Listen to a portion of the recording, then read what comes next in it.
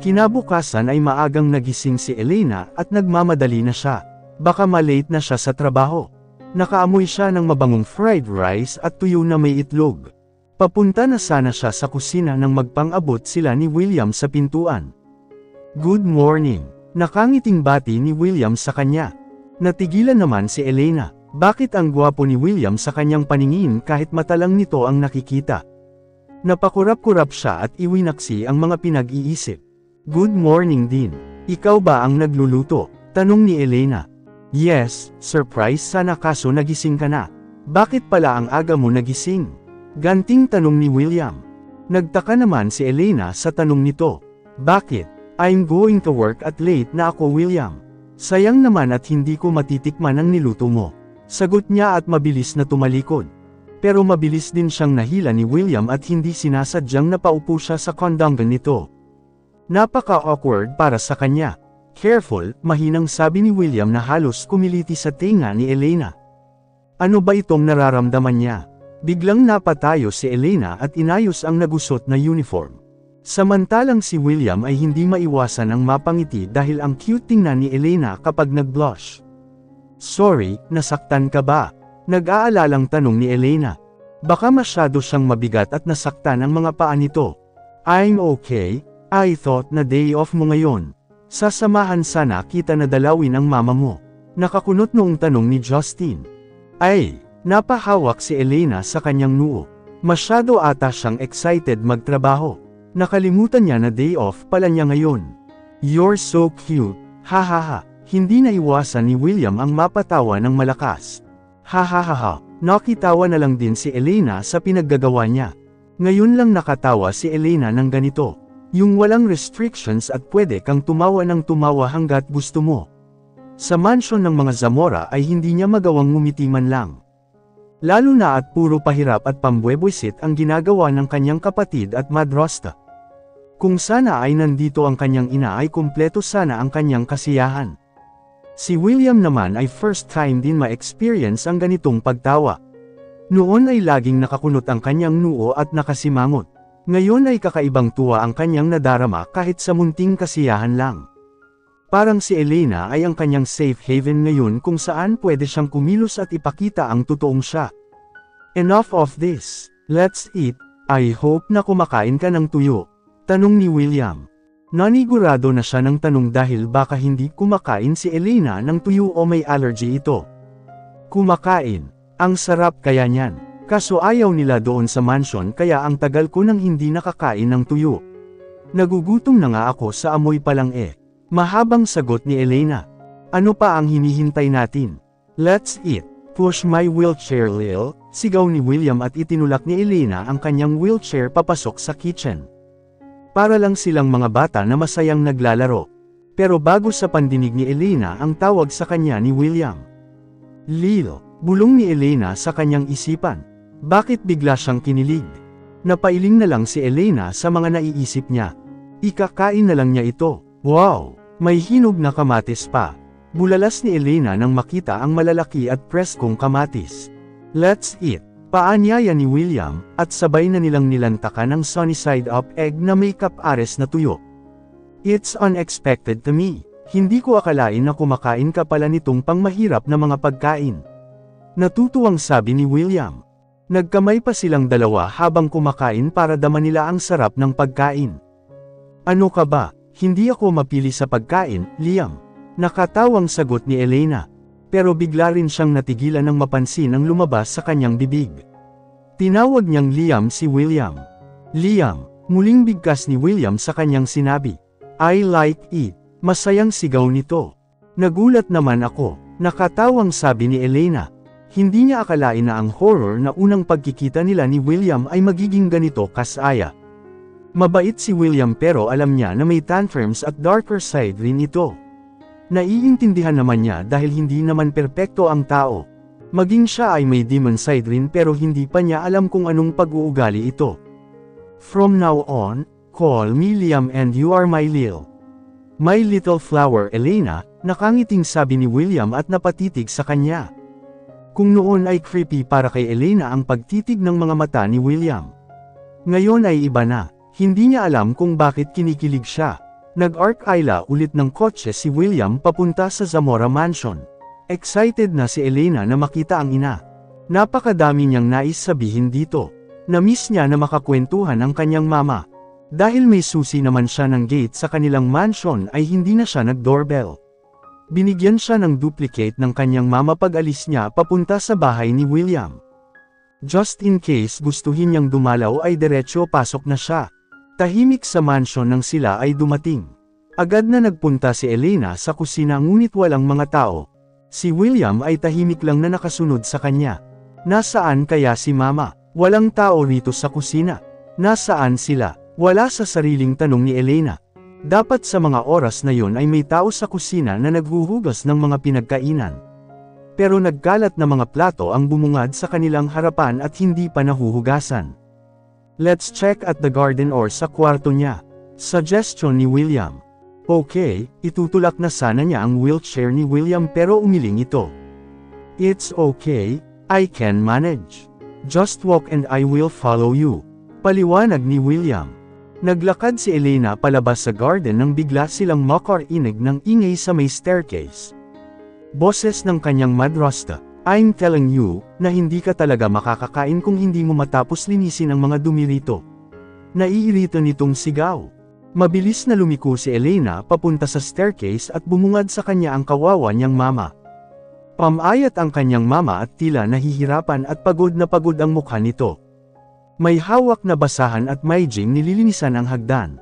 Patakbo na umakyat si Elena sa hagdan papunta sa kanyang ina. Hindi niya ininda ang mga putik na nagkalat sa hagdan. Tila ba na sinadyang ilagay ang mga ito? Mama, sigaw ni Elena habang patakbo sa kanyang ina. Si William ay nakatingin lang sa kanya at naiwan sa ibaba. Nagulat si Evelyn at napalingon sa kanya. Elena, masayang tanong nito. Sa wakas ay nakarating na rin si Elena kung nasaan ang kanyang ina. Look at what you've done. Galit na sigaw ni Valeria nang maapakan ni Elena ang mga putik at lalo itong nagkalat sa hagdan. Hindi siya pinansin ni Elena at patuloy lang ito sa paglapit sa kanyang mama. Ano ang ginagawa mo mama? Nag-aalalang tanong ni Elena. Hindi ba obvious? Nakita mong naglilinis siya at istorbo ka. Galit na sigaw ni Valeria. Bakit si mama ang naglilinis dito? Nasaan ang mga maids? Sunod-sunod na tanong ni Elena. Bakit? Amo ba ang nanay mo dito? Maid siya at ikaw ay anak din ng maid. Galit na sagot ni Valeria. Nasira pa ang plano niyang pagpapahirap kay Evelyn ngayong araw na ito. Kahit kailan talaga ay kontrabida si Elena sa kanyang mga plano. Chef siya dito at ginawa niyo lang maid. Mama magpahinga muna kayo. Meron naman mop bakit itong maliit na basahan ang gamit mo na pamunas? Tanong ni Elena. Nasasaktan siya para sa sinapit ng ina. Kailan ba titigil si Valeria sa pagpapahirap sa kanila? Ito ang palaging tanong niya na wala namang kasagutan dahil wala namang tigil ito. Chef, wala ngang pinag-aralan yang nanay mo. Nagpapatawa ka Elena, pasalamat ka nga at pinag-aral ka. Bulyo nito kay Elena. Si William ay mahigpit ang kapit sa kanyang wheelchair. Gusto niya nang pilipitin ang leeg ni Valeria sa labis na pang-aapi nito kina Elena. Pero nanatili siyang kalmado. Hindi maganda ang kalalabasan kung magpapadaig siya sa galit. Tama na Elena, hintayin mo na lang ako sa baba at tatapusin ko ito. Walang ibang pamunas kundi ito lang. Si Evelyn, alam niyang nasaktan na naman niya ang anak. Hindi niya alam na pupunta ito ng biglaan sa Zamora Mansion. Bitiwan niyo yan mama, hindi kayo matatapos niyan. Saway ni Elena sa ina. Ngunit patuloy lang si Evelyn sa pagpupunas.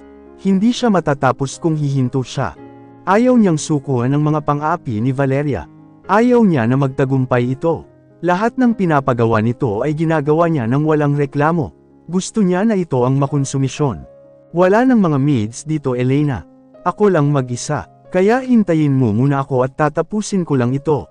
Paliwanag ni Evelyn. Pero ayaw makinig ni Elena sa ina. Hindi niya alam kung bakit hinahayaan nito na palaging apihin ni Valeria. Nasaan si Daddy? Tanong ni Elena. Atribida ka talaga kahit kailan Elena. Walang magagawa ang daddy mo. She needs to pay her debt. Nakangising sagot ni Valeria. Mabilis na bumaba si Elena ng hagdan at pinuntahan ang study room kung nasaan ang kanyang daddy. At hindi nga siya nagkakamali. Nandun lang ang daddy niya at busy sa negosyo. Ang study room ay extension ng kanyang office. Kapag hindi ito pumasok sa kumpanya ay nasa study lang ito buong araw. Nakaupo si Lorenzo at hindi namalayan ang kanyang pagpasok dahil sa sobrang busy. Nang nasa tapat na siya nito ay nagsalita na siya. Daddy, mahina niyang tawag. Pero patuloy pa rin ito sa kanyang ginagawa at hindi napansin si Elena. Daddy, malakas na sigaw ni Elena. Sa wakas ay nakita na rin siya nito. Elena, what are you doing in here? Nagulat na tanong nito. Ikaw, ano ang ginagawa mo dito? Bakit hinahayaan mo na pahirapan ni Tita Valeria si Mama? Sobra na ang pagpapahirap niya kay Mama. Hindi pa ba sapat yun? May hinanakit na tanong ni Elena. What do you mean? Okay lang naman si Evelyn at hindi nahihirapan. Walang pakialam na tanong nito. Anong okay? Ang payat na ni Mama, Daddy. Please let me bring her with me. Pakiusap ni Elena. Nagbabaka sakali siya na baka pakinggan na ng kanyang daddy ang pagmamakaawa niya ngayon. I told you to wait for a year or years, Elena. Kahit anong gawin mo ay gagawin din ni Valeria ang lahat. Mas lalo lang mahihirapan si Evelyn. Paliwanag ni Lorenzo. Mas nahihirapan na siya ngayon. Gusto ko siyang kunin at isama sa amin. Please, Daddy. Bigla siyang lumuhad sa harapan ng kanyang ama. Please, Daddy, pakiusap ni Elena. Pero dumating ang kontrabidang si Valeria. Ha, kahit maglupasay ka pa dyan, Elena, ay wala kang magagawa. Puwera na lang kung may 1 bilyon ka. Nakataas ang kilay na sabi ni Valeria habang nakatingin ng masama kay Elena. 1 bilyon, bakit ang laki naman ata? Nagtatakang tanong ni Elena. Sinadya talagang lakihan ni Valeria para hindi na sila makabangon pa. Daddy, pakiusap niyang muli. Nakaluhod pa rin siya at nagmamakaawa. Ang galing mo rin umakting, Elena. Sa'yo na ang Best Actress Award. Nakangising sabi ni Valeria. Elena anak, ano ang ginagawa mo? Patakbong pinuntahan ni Evelyn ang anak nang makita itong nakaluhod. Tumayo ka anak, utos ni Evelyn. Ngunit ayaw tumayo ni Elena at nanatiling nakaluhod. Stand up Leo, they don't deserve you. Galit na sigaw ni William. Nandito na naman ang pakialamerong baldado. Nakairap na singit ni Valeria. Stand up, utos ni William at inalalayan si Elena tumayo. Miss Evelyn, you should come with us. Sabi ni William. At sino ang may sabi? Galit na tanong ni Valeria. At Miss Evelyn pa talaga ang tawag mo sa kanya. Hindi bagay, saway ni Valeria. Miss Evelyn will have a day off today, Lorenzo. I guess she deserves a day off, right? Seryosong tanong ni William, kahit yung mga mata niya ay natatabunan ng makapal na bangs ay dama pa rin ang talim at lamig ng titig nito. And yes, she deserves to be called Miss dahil mukha pa siyang bata. Hindi katulad mo na parang 80 anyos na ang mukha. Bilang naman ni William kay Valeria. Dito man lang ay may ganti niya si Elena. Walang modo na baldado. Galit na galit si Valeria at gustong sugurin si William. Stop it, Valeria. Mind your manners. Saway ni Lorenzo. Damn. Nanggigigil na mura ni Valeria. Of course, Mr. Del Fiero. Go ahead, Evelyn, at mag-day off ka muna today. Sagot ni Lorenzo kay William. Nakakatakot pa rin ito. Hindi biro ang mga nalaman niya tungkol dito. Maliit lang naman na request ang day off ni Evelyn. Kaya pagbibigyan niya na. No. Ano ka ba, Lorenzo? Bakit ba natatakot ka sa buweset na baldado na ito? Galit na sigaw ni Valeria. Let's go, at inakay na ni William ang kawawang mag-ina. Just let her have a one day off, Valeria. That's fine now, sabi ni Lorenzo at muli na itong bumalik sa kanyang trabaho. What the? Galit na napatingin si Valeria sa tatlo. Kung noon ay si Elena lang ang kontrabida, ngayon ay pati ang baldado nitong asawa, she must teach him a lesson that he will never forget. Habang palabas ng mansion ay napatingin naman si Elena kay William. Labis ang kanyang paghanga sa asawa. Ito ang nagsisilbing night niya sa mga panahong ito na puro pagdurusa ang kanyang nararanasan. Hindi niya namalayan na may ngiti na sumilay sa kanyang labi habang nakatingin kay William. Humabol si Evelyn sa kanilang paglabas ngunit nang makita ang flat na gulong ng kanyang mamahalin na Bugatti ay napasigaw siya sa sobrang galit. Bullshit! Sino ang gumawa nito sa gulong ko? Sigaw nito. Pero wala namang sisigot sa kanya dahil pinalayas niya ang mga katulong at si Evelyn lang ang natira. May araw din kayo mga hamapaslupa. Malakas na sigaw ni Valeria na umalangaw sa buong mansion. Nang makaalis sila ng Zamora Mansion ay tsaka palang nakahinga ng maluwag si Elena. Napatingin siya kay William. Nasa likuran sila nakaupo habang ang kanyang mama naman ay nasa tabi ng driver. Para bang isang panaginip lang ang lahat na naging asawa niya ito. Gusto niyo ba pumunta ng mall? Tanong ni William nang makitang nakatingin si Elena sa kanya. Nahiya naman si Elena at nagbawi ng tingin. Ibinaling niya ang kanyang mga mata sa kanyang mama. Mama, gusto mo ba mamasyal? Masayang tanong ni Elena. Huwag na anak, wala pa tayong budget sa ngayon. Sagot ni Evelyn. Napawi naman ang ngiti ni Elena. Nakalimutan niya na wala pala siyang pera.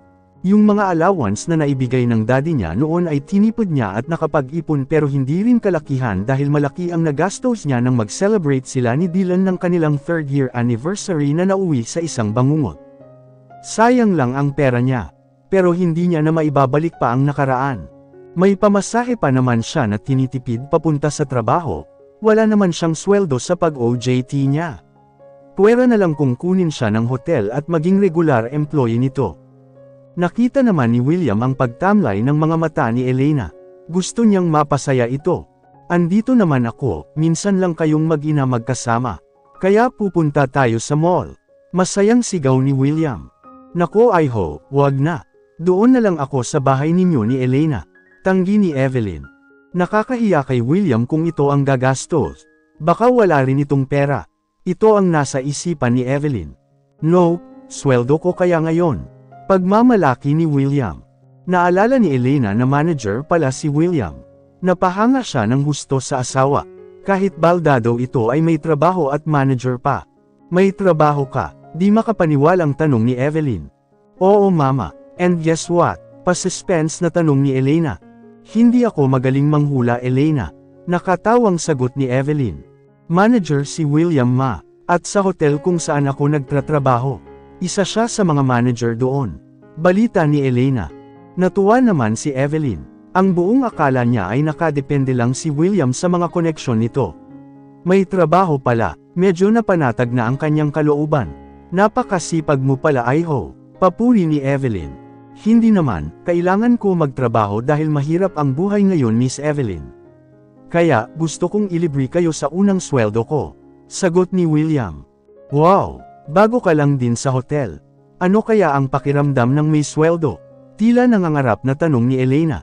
What do you mean? Wala ka bang sweldo sa hotel? Nagtatakang tanong ni William. Wala eh. Walang sweldo ang mga estudyanteng OJT na katulad ko. Kaya, nagdarasal ako na sana ay maregular ako sa hotel. Para na rin makabayad na ako ng utang namin ni Mama. Mahabang sagot ni Elena. Tumahimik saglit si William at kinalikot ang cellphone. Okay lang yan anak. Alam ko na magiging regular employee ka. Masipag ka sa trabaho. Pakonsuelo sa kanya ng ina. Malay mo baka may sweldo ka na one of these days. Singit ni William. But for now, ay hayaan nyo na muna ako na ilibre kayo. Napangiti na lang sina Evelyn at Elena tanda ng pagsang-ayon. Matagal din silang mag-ina na hindi nakapasyal kahit sa park lang. Si Evelyn ay nasa loob lamang ng mansion, habang si Elena ay bahay at eskwelahan lang, nakafocus siya sa kanyang pag-aaral noon. Ngayon ay lulubusin na nila ang paanyaya ni William. Maya-maya lang ay nakarating na sila ng mall. At ang pinakasikat pa na mall. Unang ginawa ni William ay pinakain ang mag-ina. Alam niyang wala pang almusal si Evelyn. Dahil busog pa sila ni Elena ay nag-mango shake lang sila habang si Evelyn ay full course breakfast ang kinain. Nasa isang mamahaling Japanese restaurant pa sila. Napadami ang kain ni Evelyn dahil ilang araw din siyang hindi nakakain ng maayos. Hindi niya alam kung bakit pinapahirapan siya ni Valeria ng gusto ngayon. Pero kakayanin niya para sa anak. Dahil sa layo ng nil-iPad ng isipan ni Evelyn ay bigla siyang nabilaukan. Mama, okay ka lang ba? Nag-aalalang tanong ni Elena habang hinahagod ang likuran ng ina. Hindi makasagot si Evelyn at patuloy lamang ito sa pag-ubo. Waiter, water please, sigaw ni William. Agad naman na may lumapit na waiter sa kanya. Here's your water, sir. Iniabot ng waiter ang baso ng tubig kay William. Let her drink. Sabi ni William kay Elena. Mabilis naman kinuha ni Elena ang tubig at pinainom si Evelyn. I'm okay anak. Nakapagsalita na si Evelyn at nawala na ang kaba ni Elena. Ngunit nagtaka si William kung bakit hindi pa umaalis ang waiter na naghatid ng tubig. Pinagmasdan niya itong mabuti at ngayon lang niya napagtanto na kasama ito ni Veronica noong umalis si Elena sa mansion. Is there anything else? We are fine now, you can leave. Pagtataboy ni William sa waiter. Hindi niya nagustuhan ang pagtingin nito kay Elena. Elena, tanong ng waiter na ikinagulat ni Elena. Napatingin siya sa itaas at tumambad sa kanyang harapan si Dylan. Sa dami ng makakainan nila ay dito pa talaga niya makikita si Dylan. Palagi na lang siya pinaglalaroan ng tadhana. Tumango lang si Elena at hindi na muling tumingin kay Dylan. Ayaw niya itong makausap. Ano ang ginagawa niyo dito sa mamahaling restaurant? Tanong ni Dylan at ayaw nitong umalis. It's none of your business. You should go away. You are disturbing our meal.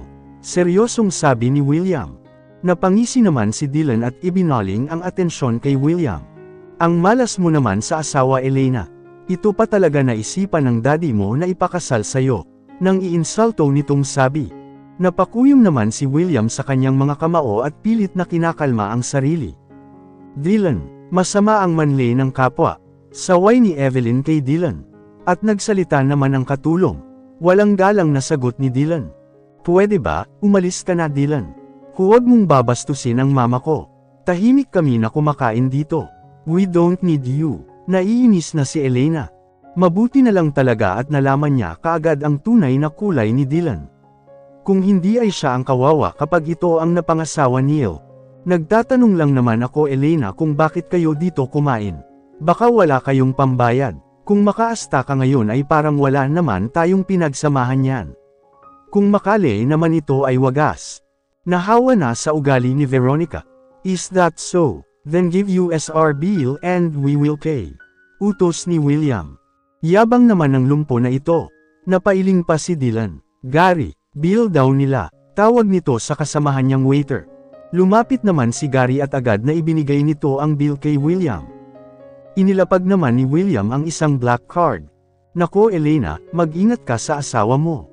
Palumpo-lumpo lang yan pero baka may kabit na yan na matandang mayaman haha. Pangmamaliit nito kay William. Pwede bang umalis ka na Dylan? Hindi ka nakakatuwa. Galit na si Evelyn. Napaka walang modo mong tao. Buti na lang at hindi napunta sa'yo ang anak ko. Si Evelyn na nagpipigil ng kanyang sarili. Excuse me, buti na lang kamo at hindi ako napunta kay Elena. Dito pa talaga kayo kumain sa mamahaling restaurant. Hindi bagay sa inyo. Walang tigil ito sa panlalait. Wala ka na dun Dylan. Umalis ka na at magtrabaho. Huwag kang manggulo rito. Pagtataboy ni Elena. His name is Dylan. Ikaw ang dapat na mag-ingat. Seryosong sabi ni William. Baliw. Sagot ni Dylan at iniwan na sila. Sorry, Liam. Paumanhin ni Elena. Bakit ka mag-so sorry? Wala kang kasalanan Elena. May mga tao talagang sobrang hangin at napakasama. Sagot ni William. Umalis na lang tayo dito, suhestyon ni Evelyn. Mas mabuti pa nga, lumipat tayo ng ibang restaurant nang makakain kayo ng maayos. Sang-ayon ni William. Ngunit hindi na kumain ang mag-ina at nawalan na ng gana. Nag-window shopping na lang sila at masayang pinagmamasdan ang mga bagay na nais nila. Pero hanggang tingin na lang sila dahil hindi naman nila afford ang presyo. Napagod na lang si William kakasunod sa mag-ina at wala naman itong napipili na bilhin. Sandali, sigaw ni William na humihingal. Sabay naman napalingon sina Elena at Evelyn na masayang tumitingin ng mga bag. Bakit? Nagtatakang tanong ni Elena, wala ba kayong napili? Wala na kayong bibilhin? Sunod-sunod na tanong ni William. Napatawa ang mag-ina, masaya na sila sa pag-window shopping. Sinusulit lang nilang dalawa na magkasama sila. Wala naman silang pera kaya patanjin tingin na lang muna sila. Wala kaming budget Liam. Okay na kami sa patanjin tingin lang. Window shopping lang muna, sagot ni Elena. Hindi pwede yan, kailangan nyong bumili. Sabi ko kanina na ililibre ko kayo, kaya pili na kayo ng gusto ninyo. Pagpupumilit ni William. Pumasok siya sa store ng mga bags. At Chanel pa ang brand. Walang nagawa sina Evelyn at Elena kundi sundan si William. Bumili si William ng dalawang mamahaling bag at walang nagawa ang mag-ina kundi ang tanggapin ito. Nilaybot nila ang buong mall at pagkatapos ay umuwi na sila at ihinatid si Evelyn pauwi. Napaiyak si Elena nang muli nilang lisanin ang Zamora Mansion na hindi pa rin kasama ang ina. "Don't worry too much. It's bad for your health," sabi ni William habang iniabot ang kanyang panyo sa umiiyak na si Elena. "Hindi ko maiwasan na hindi mag-alala. Sobra na ang ginagawa ni Tita Valeria kay Mama." Umiiyak na sagot ni Elena. "Don't worry, I will hire someone to look for her," assurance ni William. "Salamat pero mahal ang mag-hire ng bodyguards," sagot ni Elena. "It's okay, may kilala akong agency at libre lang kapag ako. So don't worry, I will tell them to report every day," sabi ni William. "Salamat," wala nang maisagot pa si Elena. Unti-unti niya nang nakikilala si William at masasabi niyang napakabait nito. Samantalang si Dylan naman ay walang pagsidlan ang galit nang makita ang blue motorbike nito na puno ng putik at flat pa ang dalawang gulong. Regalo ito ni Veronica sa kanya at napakamahal. Tapos ganito lang ang gagawin. Damn! Lintik lang ang walang ganti. Galit na sigaw nito. Kahit may pangamba sa puso ni Elena ay patuloy pa rin siya sa kanyang pagtatrabaho. Nais niyang magsumikap upang makapiling ang kanyang ina. Si William ay suportado naman ang bawat desisyon ni Elena at naghihintay lang din ito kung kailan siya magiging handa na pag-usapan ang kontrata. Habang si Evelyn ay patuloy na naghihirap sa mga kamay ni Valeria.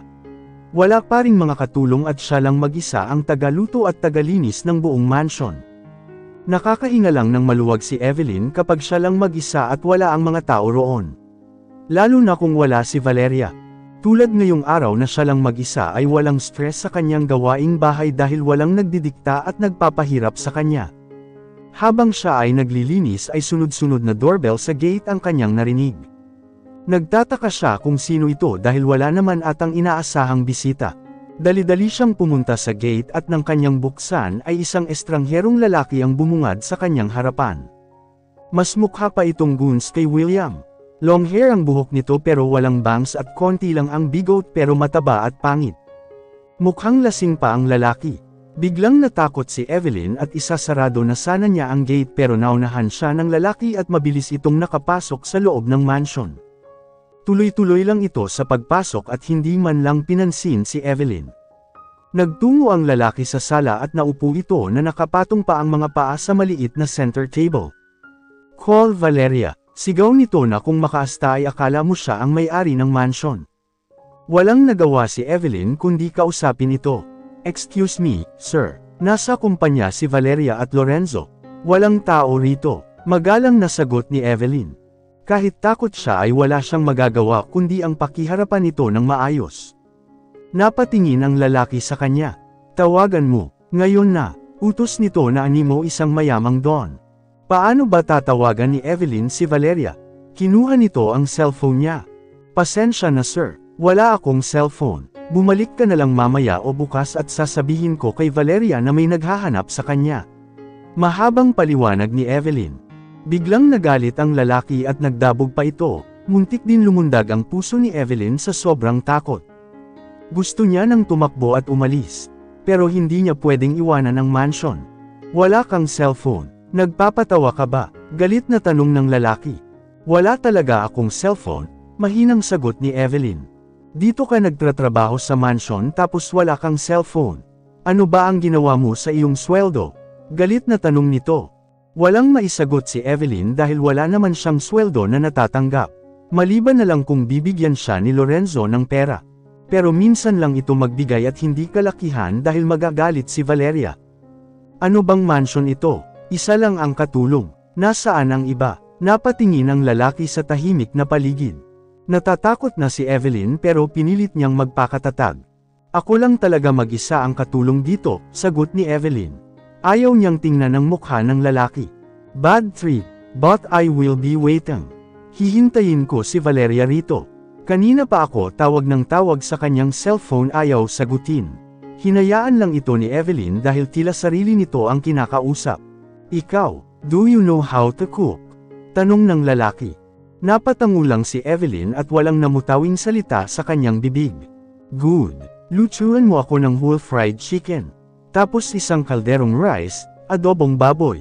May seafoods ba dito?" Tanong nito. Tango pa rin ang isinagot ni Evelyn. Gusto ko yung buttered shrimp. Kung may king crab ay isali mo na rin. Grilled octopus or squid at syempre kahit anong dessert ang available. Mabilis na tumakbo si Evelyn papuntang kusina. Mas gugustuhin pa niyang magluto kisa makaharap ang lalaki.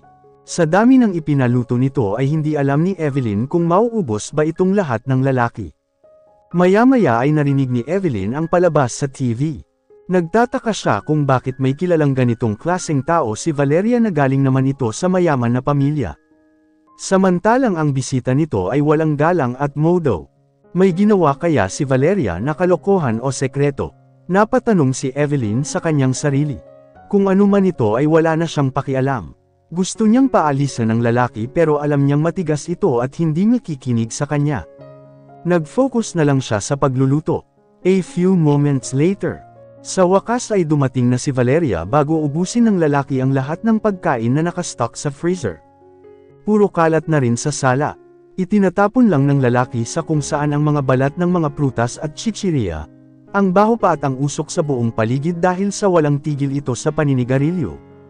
Evelyn, sigaw ni Valeria, ano ang ginawa mo sa mansion?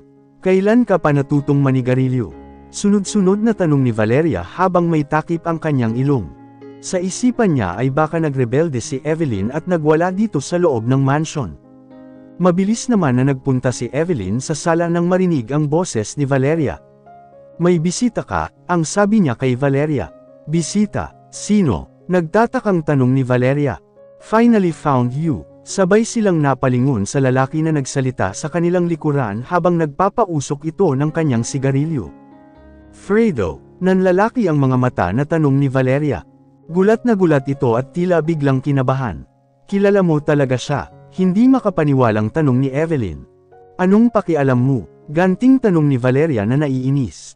Let's talk in my room. Not here, belang naman ito sa lalaki na Fredo pala ang pangalan. Nauna nang maglakad si Valeria habang si Fredo ay huminto saglit sa tapat ni Evelyn. You heard it. Dalhan mo ako ng snacks at juice sa kwarto ni Valeria. I'll be waiting. May paduro-duro pa ito ng daliri. Nagulat si Evelyn pero tumango para matapos na. Akala niya ay nakaligtas na siya sa puro utos ni Fredo. Hindi pa pala, walang gana siyang naghanap ng pang-snacks at gumawa ng juice. Mabagal lang ang kanyang paghakbang dahil pagod na siya at gusto ng magpahinga. Pero ang daming kalat na dapat iligpit. Malapit na siya sa pintuan ng kwarto ni Valeria nang bigla siyang tumigil sa paghakbang. Hindi niya inaasahan ang maririnig sa pagitan ng argumento ni Valeria at Fredo. 5 milyon lang ang kailangan ko Valeria. Bakit hindi mo maibigay? Galit na tanong ni Fredo. I told you na wala akong pera. At isa pa napakalaki na nang naibigay ko sa'yo. Galit na sagot ni Valeria. Malaki, barya lang yan at hindi may kukumpara sa yaman ng mga Verdoza at Zamora Valeria. Nakangisi pa si Fredo. Sapat na ang naibigay ko sa'yo Fredo. Mayaman ka na ngayon at maayos na ang buhay ng pamilya mo. Seryosong sabi ni Valeria. Nagsasawa na siya sa paulit-ulit na paghingi ni Fredo ng pera. Ha, baka nakakalimutan mo Valeria kung paano ka naging isang Verdoza. Kung hindi dahil sa akin ay isa ka pa ring magbubukid at hindi Valeria ang pangalan mo kundi si Toyang na anak ng magsasaka. Nakatawang sabi ni Fredo. Stop it. Galit na sigaw ni Valeria na nanginginig na. Bakit? Kung hindi mo inagaw ang katauhan ni Valeria Verdoza ay hindi ka makakaahon sa hirap. At hindi ka makakapag-asawa ng katulad ni Lorenzo. Sa putikan ka pupulutin. Mahabang litanya ni Fredo. Tama na, that filthy mouth of yours. Nanginginig na sa galit si Valeria. Ito ang lihim na kanyang pinakatatago. Walang nakakaalam tungkol dito kundi si Fredo lang. Labis na nabigla si Evelyn sa mga nalaman. Kaya pala kung umasta si Valeria ay walang modo. Hindi pala ito totoong mayaman. Lumalabas ang tunay na kulay nito kahit anong bihis at balutin man ito ng diamond at gold. Umiiral pa rin ang tunay nitong pagkatao. Ang tanong ay kung nasaan ang tunay na Valeria Verdoza. Nangilabot bigla si Evelyn sa tanong na ito. Maliit lang yan na halaga Valeria. Kaya umayos ka. May pagbabanta sa boses ni Fredo. Are you threatening me? Kahit ipagkalat mo yan ay walang maniniwala sa'yo. Galit na si Valeria. Hindi naman kita tinatakot, Valeria. Wala ngang maniniwala kung tungkol dito. But how about ang pagiging baog mo, Valeria? Nakangising tanong ni Fredo. Muntik nang mabitawan ni Evelyn ang tray na kanyang hawak nang marinig ang sinabi ni Fredo. Don't you dare. Nanginginig na ang buong katawan ni Valeria dahil sa galit. I would dare dahil may ebidensya ako pagdating dito. Ano kaya ang magiging reaksyon ng spoiled brat mong anak kung malaman niya na hindi naman talaga siya isang Zamora? Nagaling lang siya sa ampunan. Hindi ka naman magkakaanak kahit ano ang gawin mo, Valeria. Dahil baog ka. Ayaw magpatalo ni Fredo at walang makakapigil sa kanya. Kapag kailangan niya ng pera ay dapat magbigay si Valeria. Anumang oras at kahit magkano man na gusto niya. Tama na, hysterical na sigaw ni Valeria. Talagang magaling at eksperto si Fredo pagdating sa pagmamanipula at pang-blackmail. Mabilis na bumalik si Evelyn sa kusina ng tahimik at walang ingay. Hindi siya makapaniwala nang marinig ang katotohanan tungkol kay Veronica. Naaawa siya sa anak. Ito pa ang naging bastarda at illegitimate child. Kailangan niyang ibigay sa anak ang karapatan na nararapat dito. Sa lalong madaling panahon ay sasabihin niya ito kay Lorenzo.